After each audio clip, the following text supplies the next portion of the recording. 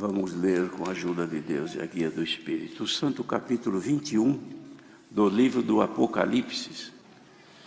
E vi um novo céu e uma nova terra, porque já o primeiro céu e a primeira terra passaram e o mar já não existe. E eu, João, vi a cidade santa, a nova Jerusalém, que de Deus descia do céu, adereçada como uma esposa ataviada para o seu marido. Eu ouvi uma grande voz do céu que dizia: Eis aqui o tabernáculo de Deus com os homens, pois com eles habitará, e eles serão o seu povo, e o mesmo Deus estará com eles, e será o seu Deus. Deus limpará de seus olhos toda lágrima, e não haverá mais morte, nem pranto, nem clamor, nem dor, porque já as primeiras coisas são passadas. E o que estava sentado sobre o trono disse: Eis que faço novas todas as coisas. E disse-me: Escreve, porque estas palavras são verdadeiras e fiéis. E disse-me mais: Está cumprido. Eu sou o Alfa e o Ômega, o princípio e o fim. A quem quer que tiver sede, de graça lhe darei da fonte da água da vida. Quem vencer, herdará todas as coisas. E eu serei seu Deus, e ele será meu filho. Mas quanto aos tímidos, e aos incrédulos, e aos abomináveis, e aos homicidas, e aos fornicários, e aos feiticeiros, e aos idólatras, e a todos os mentirosos, a sua parte será no lago que arde com fogo e enxofre, o que é a segunda morte. Até aqui somente. Amém.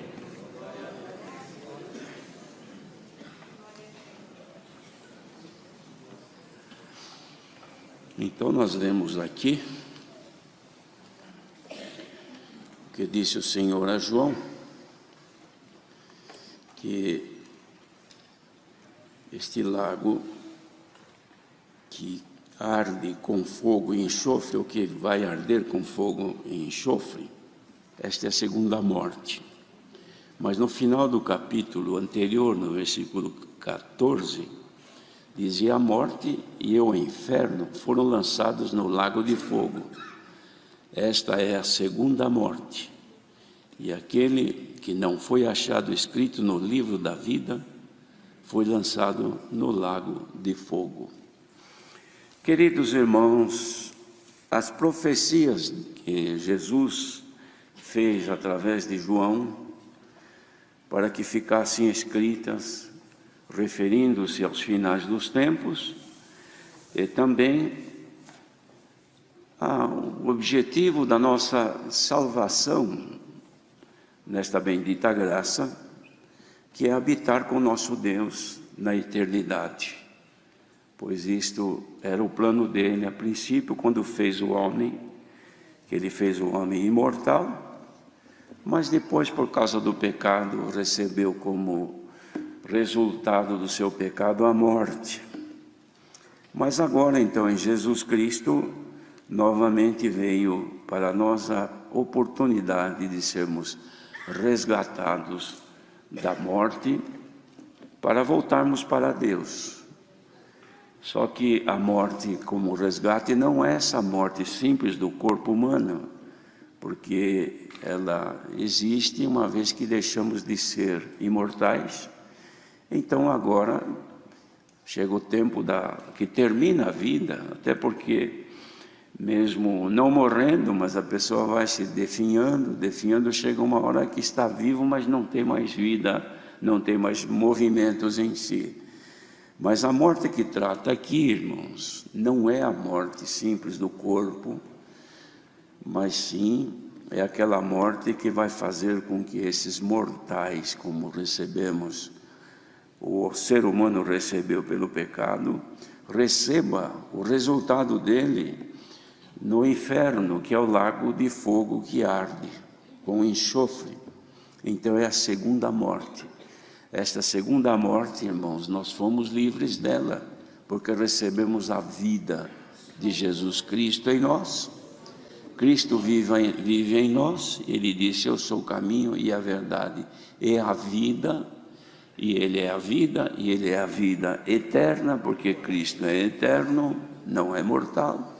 Ele vive em nós e, por conseguinte, nós recebemos já em nós a vida eterna, que não podemos perder. Se perdê-la, então cai como participante da segunda morte. Mas que Deus nos livre, pois somente participarão dela, ou serão entregues a esta segunda morte, o que ficou escrito aqui no versículo 8: os tímidos, os incrédulos, os abomináveis, homicidas, fornicários, feiticeiros, idólatras e mentirosos. Estes já estão condenados à segunda morte, ou seja, sofrimento eterno no lago de fogo e enxofre. Queridos irmãos, mas nós devemos dar graças a Deus, porque fomos resgatados desta condição, trazidos e colocados num alto e sublime caminho, que é a graça do Senhor Jesus. Vivificados com Ele, porque morremos para o mundo e ressuscitamos com Cristo. Estamos vivos na fé, caminhando neste mundo, apenas lutando para que estes males não nos tomem.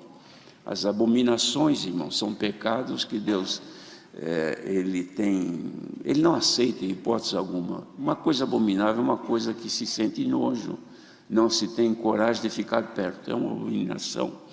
E abominações existem de várias maneiras neste mundo.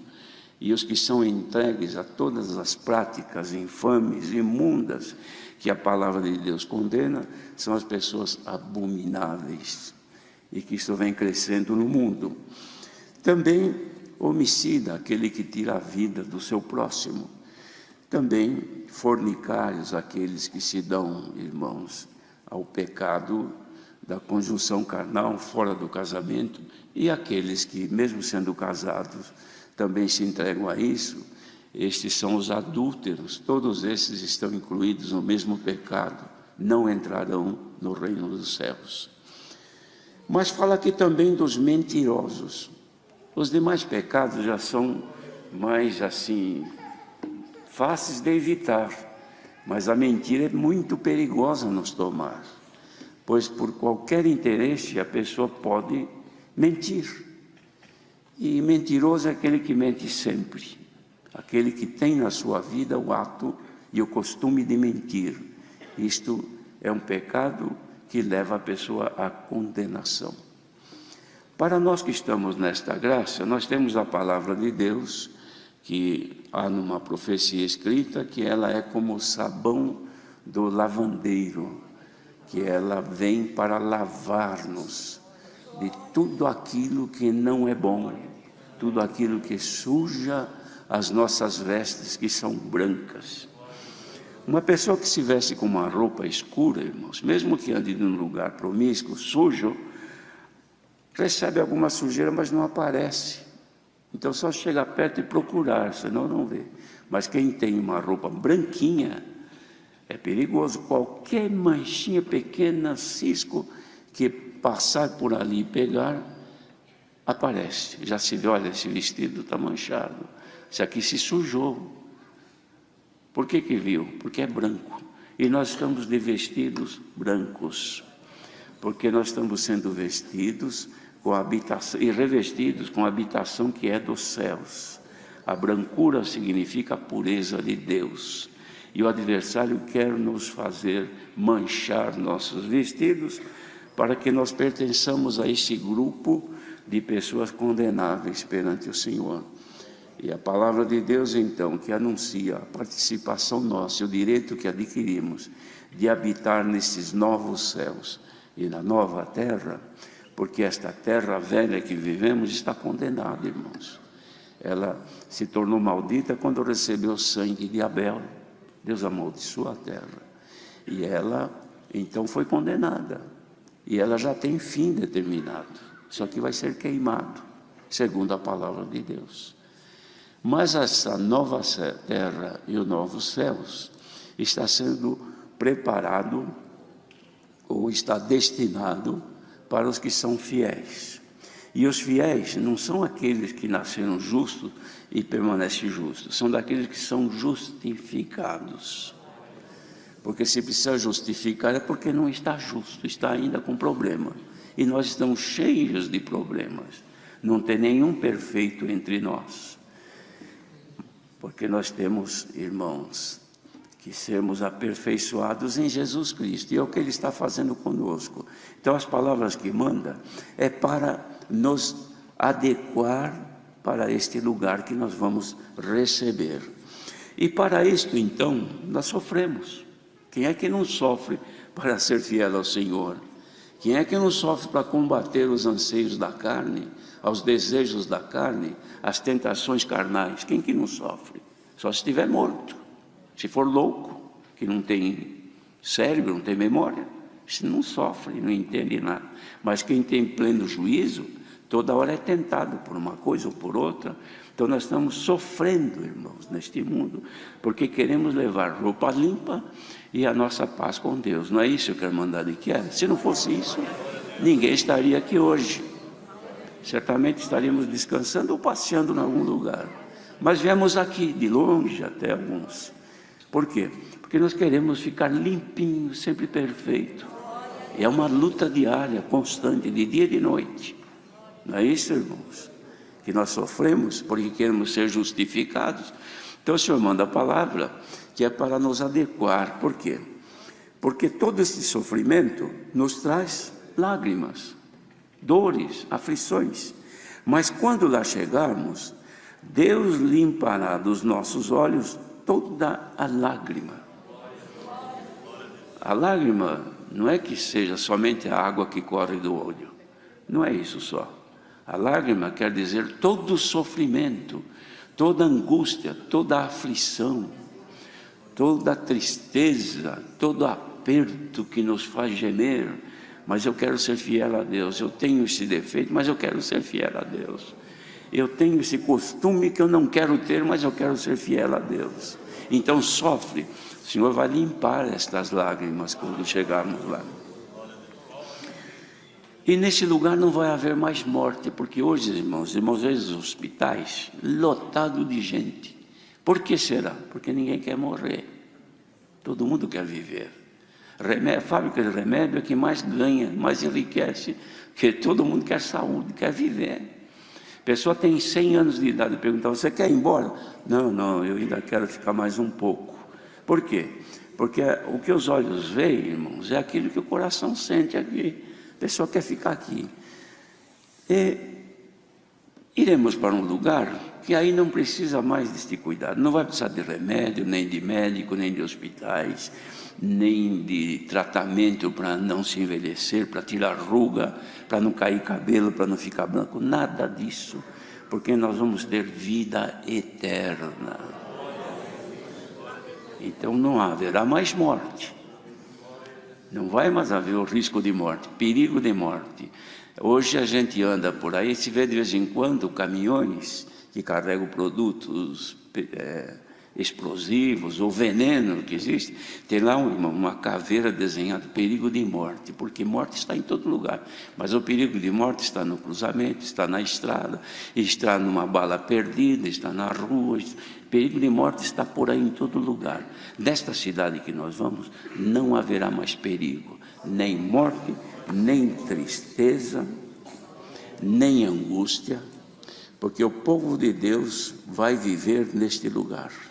E Deus estará conosco e limpará toda a lágrima. Porque as primeiras coisas, que são essas que nós vivemos, vão ser passadas. Vai chegar o tempo que tudo isso vai passar. Então o Senhor manda a sua palavra hoje para um consolo nosso. A palavra desta manhã é para trazer consolação ao povo que quer fugir do pecado para ir morar naquela cidade. Toda angústia vai cessar, toda tristeza vai se acabar. Mas enquanto nós vivemos aqui, o Senhor liberta de uma, depois vem outra. Mas essa, quem sabe alguém nesta manhã esteja num momento de tristeza, de angústia, depressivo, diante de dificuldades, que não dorme, não tem paz, não tem sossego, é choro, é medo do amanhã, porque está olhando tudo, parece que é inimigo, tudo é adversário. O Senhor manda esta palavra para te dar uma pequena amostra de consolação, para te dizer que compensa chorar, compensa sofrer, porque o resultado disto é a glória eterna nos céus, irmãos. Irmãos, não se pode perder isso, porque quem perdeu entra numa situação. Os irmãos, vejam o que aconteceu com Judas Iscariotes, quando ele percebeu que cometeu aquele maior erro que foi trair o Senhor. Ele se arrependeu, correu lá no templo, falou com os maiorais, disse: olha, eu pequei estou arrependido, pequei contra os céus, contra todo mundo, eu quero devolver essas 30 moedas que eu recebi. Não, isso é problema teu, isso é contigo, nós não queremos isso. Ele jogou as moedas no chão dentro do templo, saiu correndo e foi sem enforcar. Por quê? Por que ele foi tirar a vida? Porque ele não suportou mais, sabendo que tinha perdido esta promessa. Mas povo que está ouvindo agora, ainda está latente, está vivo, está funcionando, está fervendo esta esperança, não perca por nada isso. Santo é o Senhor. Estás sofrendo alguma tentação, estás passando por momentos que te angustiam e que te faz muitas vezes olhar, até querer a morte. Olha, irmão, irmã, que estiver passando por isso, receba agora uma pequena amostra da alegria que vais ter quando chegar lá. Mas ser fiel até a morte. Não negues o Senhor, não desista, não pares de cantar, não pares de servir a Deus. Mas eu sou cheio de defeito e fraqueza. Mas vai aos pés do Senhor. O Senhor não veio aqui, Ele disse: médico não vem para quem tem saúde, médico vem para quem está doente. O Senhor veio porque nós estávamos numa miséria terrível, e se precisa de misericórdia, não é por isso que, vendo que está no estado ruim, vai desistir. Não, levanta a cabeça e vai ao Senhor. Senhor, tem misericórdia de mim, Senhor. Tem uma comparação que Jesus fez sobre aquele que achava que estava muito bem, não precisava de nada. Então o Senhor falou: tinha dois homens, um era um fariseu que conhecia a lei, estava muito bem, e ele foi orar. E quando ele chegou no templo, atrás dele veio um publicano. O publicano era indesejável, ainda que era judeu, mas era cobrador de impostos, considerado como um grande pecador. Estava ali atrás do fariseu. O fariseu chegou assim no templo, no lugar onde era o lugar para orar, e batia assim no peito e dizia: graças te dou, Senhor, que não sou como os roubadores, os ladrões, isso, aquilo outro. Tenho dado esmola, tenho feito isso, tenho feito aquilo, não sou nem igual a esse que está aqui atrás de mim, esse pecador. E saiu feliz, porque ele se declarou a Deus perfeito, puro, sem defeitos. Aí chega o outro, de cabeça baixa, batendo no peito, dizendo: tem misericórdia de mim, Senhor, eu sou um pecador. Jesus falou: digo para vocês que este desceu justificado e não aquele. Irmão, irmã, que agora se considera olhando: mas eu sou fraca, eu sou fraco, eu quero melhorar e não consigo. Pois é contigo que o Senhor vai investir tudo o que pode. Te falta fé? Receba a fé em nome do Senhor Jesus. Falta coragem, falta força para batalhar, falta alegria para cantar. Tudo isso Deus tem para manifestar nesta manhã, irmão. Bendito seja o Senhor, que não quer ver nenhum dos seus pequenos desanimar, se esfriar, ainda que chorando, porque o Senhor Jesus, irmãos, não veio para gozar, Ele veio para sofrer. O exemplo que Ele deixou foi o mesmo. Ninguém foi chamado para ter uma vida esplêndida, de gozo, de alegria, abastada, tudo que precisa tem, só alegria. Porque tem gente que tem: como vai, irmão? Só alegria. Mas às vezes não fala a verdade, não é bem assim. Porque neste mundo não tem só alegria. Mas tem gente que acha muito motivo para viver se alegrando. Mas dura aquele que fala, vou indo pela misericórdia de Deus. Cheguei até aqui. E você vai chegar até o fim. Porque o Senhor te reveste de graça. Irmãos, se a graça do Senhor Jesus se multiplicar nesta manhã, sobre esta multidão aqui assentada agora, a Irmandade vai ver que é a alegria de ser crente. Quer sentir um pouquinho da alegria de ser crente? Quer sentir a satisfação de pertencer a um morador daquela cidade? Que não vai haver mais morte, que toda lágrima que tens derramado até hoje, o Senhor virá e te enxugará. Irmãos, imagine, Deus enxugar nossa lágrima. Quantas vezes que a irmã, que é mãe, que ama, claro, vê a criancinha chorando e se apieda dela, pega a fraldinha dela, limpinha, vai lá e enxuga a lágrima da criança.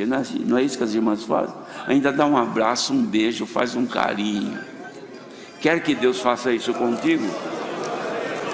Cante louvor ao Senhor. Receba agora a virtude que desce dos céus. Saiamos daqui animados para servir a Deus. Se tiveres que derramar lágrima, derrame, mas derrame com satisfação, porque um dia Deus enxugará a nossa lágrima.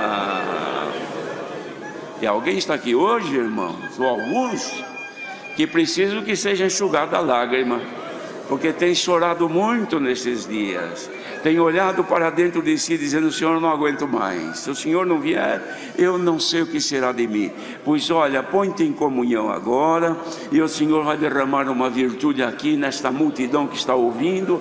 As tuas lágrimas vão ser enxugadas agora. Sinta o carinho do Senhor. Você não sente na tua carne, mas a tua alma haverá de pular de alegria e dizer, Deus está comigo. Santo é o Senhor. É a consolação, irmão. O Senhor quer nos consolar nesta manhã. Receba agora a consolação de Deus. Glória a Jesus. Santo é o Senhor que está aqui, irmão. Que quem precisa de conforto e consolo deverá estar sentindo o coração, parece que vai explodir. É Deus se movendo aí dentro. Bendito seja Deus. É o que o Senhor quis fazer conosco nesta manhã. Deus seja louvado.